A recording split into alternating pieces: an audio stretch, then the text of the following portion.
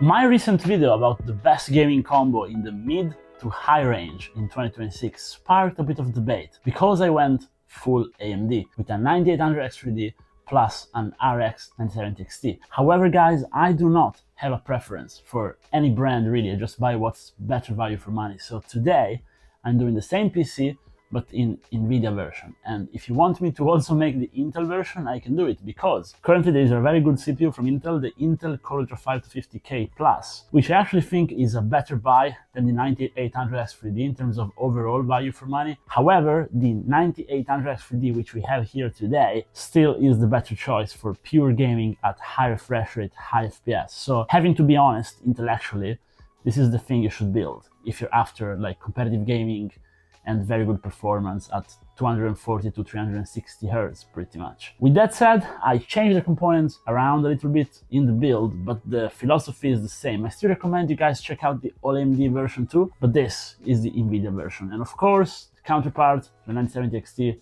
is the RTX 5070 Ti. Now, I bought an MSI Ventus version because I find those, at least in Italy, they're always pretty well priced, and it's a really solid card, better than some other cheaper models, even though nowadays the difference between customs is a little bit less. And I also went with an MSI motherboard just so we have the whole environment. Now that doesn't really mean much, but you're gonna have the same software for RGB control, which this Ventus doesn't have, so it's pointless, but it looks cool and customers kind of like it. So we went full MSI. The rest is all lesser known brands, and that's where it gets pretty cool. So on the motherboard, we populated it with 32 GB of XPG Lancer DDR5 6000 MHz RAM. This is ugly RAM, non-RGB, nothing special, no crazy timing, but we are still in a shortage, even though things are getting better, so we have to buy what we can buy. So just buy whatever RAM you can find, and if you need to save money, definitely go with 16 GB. You don't have to buy 32.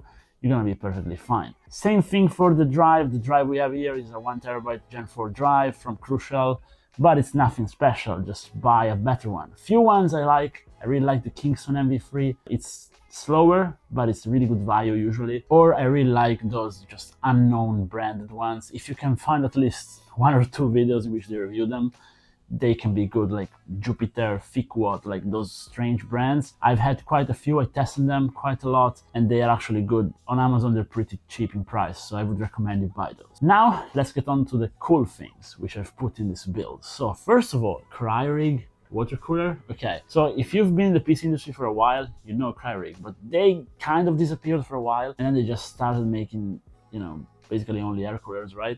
It's Cryorig. But now they made this thing, and the box itself, like, it looks so cool, and it's the Cryo 360, very simple name. And this only one has a very big screen, 3 RGB fans, and very, very good installation process. I would argue better than most brands, simply because you don't have to switch the bracket on the actual cold plate. You just have to, if you are building on an M5 platform, which we have here today, you just put adapters on the socket, and you can convert the distance from AMD to Intel. I don't understand why everyone is not doing this. This is better. And also the cable on this, it's very simple. From the pump, you get 1 RGB cable, and then you get a pump cable, and then an USB cable. And then from the fans, you get fan, so still 4-pin, and then 3-pin RGB, which you then daisy chain to the pump, and you're good to go. So it's very easy, very simple. However, we connected it all to the controller of the case, which is this Wizmax Woodrian Ultra BTF. So yes, it also has support for reverse motherboards, which I am not really seeing much of, which is a shame because I like the concept, but nowadays it's mostly regular motherboards. I guess because it was difficult to integrate the adoption to make enough cases with BTF, but hey, Wizmax is doing it. And we had the Wizmax Woodrian Max on the channel recently. It's a lower end case, and it was great value. And here we find basically the same. So this is a very high quality case. It's really heavy, which may be a bad thing for you, but for me it's good because it means that it's better quality material. And it has wood insert, real wood on the side, which feels very premium, not some of the cheap stuff you find on entry-level cases. And it's very spacious on the inside. You actually have a lot of space for your GPU. You can fit a 5090, no problem. Any GPU will fit in there. And it comes with 4 pre-included fans, plus you can actually add some even to the bottom if you want to really fill it out. And it's fully mesh, so it's mesh down here, it's mesh here, it's mesh on the back, dual mesh.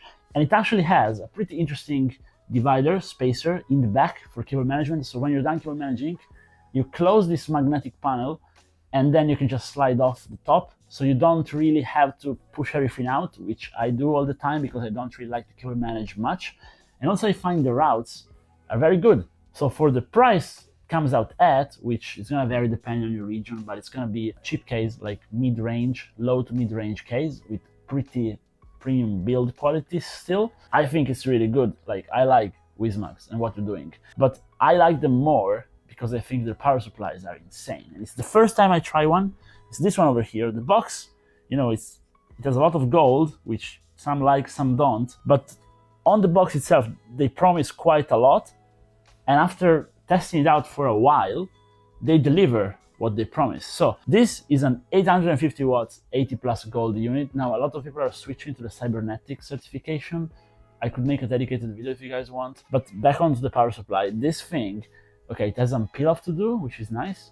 And it's fully mesh, also similar design to the case. Like, you can see that the language is of the same brand, which I like. But the thing is, it has pre-sleeved cables, which also use dual-sided cable combs, which I didn't even find on like high-end power supplies from Asus.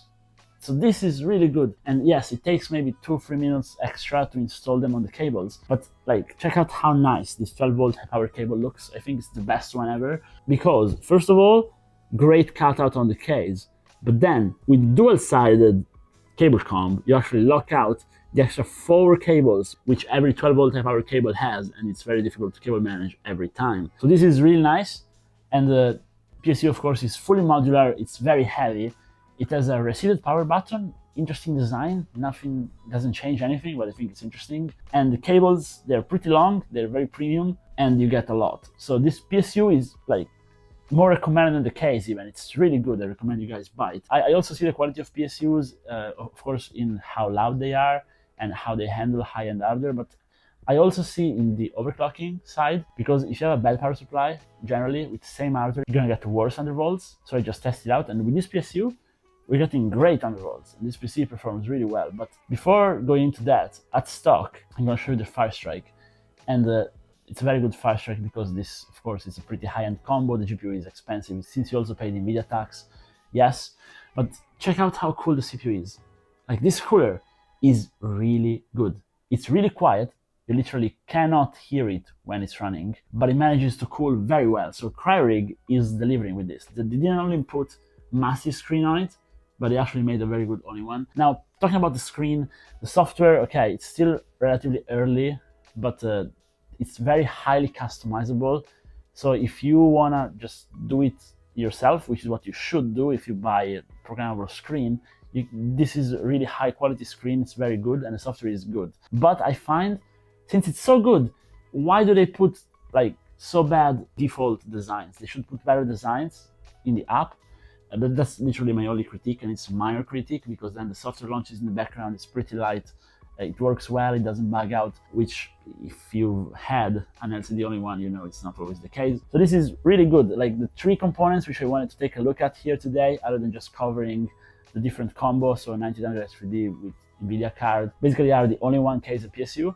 And they all 3 are really recommended, and they are very unusual. You know, it's not really stuff you see online. But if you guys tried one before me, please let me know in any of the 3, especially if you had a bad experience. Please let me know, because I want my videos to help other people when they're buying. So if someone wants to buy and they read that someone had a bad experience, you know, you're gonna save them. So please, if you had something bad happen, leave a comment. And also, if you had something good, just also let us know. And then just quickly, I'm gonna show you the CPU-Z performance. How does this perform in gaming after undervolting, overclocking, everything? Well, guys, I mean, it's full of videos out there about this combo, but what I can tell you is 1080p, you can max out anything. And you can play Apex just capped out 300 FPS all the time, because the X3D does a lot of the grunt work. You can play CS2 competitively, you can play literally anything competitively. And of course, if you move up to 1440p, the target is gonna be about 240 Hz still for competitive titles. It's gonna do it. And you can play any single player titles, of course 1080p, but even at 1440p with high details. If we move to 4K, the PC starts to struggle, but still with DLSS you can play flawlessly, even Cyberpunk. This is a very good build, and I think by buying lesser known brands stuff, even just like saving money on the SSD, RAM, you can fit this kind of performance into a relatively affordable build. But as usual, I want to hear what you guys think, and if you watched the video this far, maybe drop a like and subscribe. You can also now become a member, and I want to see you guys in the next one if you like the content. Bye bye.